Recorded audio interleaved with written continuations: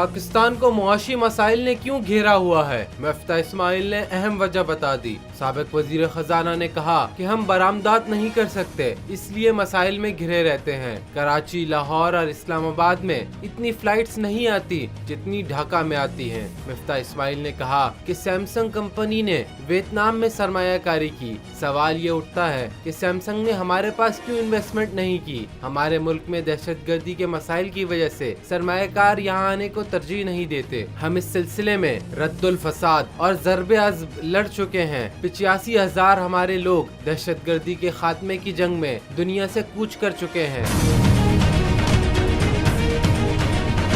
साबिक वजीर खजाना का कहना था कि यहाँ लोड शेडिंग का मसला भी है। ये लोड शेडिंग का मसला आज का नहीं, कई साल पुराना है। उनका कहना था कि पाकिस्तान में 6 करोड़ 50 लाख ऐसे बच्चे हैं जो कि स्कूल नहीं जाते। 3.5 करोड़ बच्चे ऐसे हैं जिनको हमने दुनिया के लिए तैयार नहीं किया। पाकिस्तान में 45% बच्चे मैट्रिक तक नहीं पहुँचते।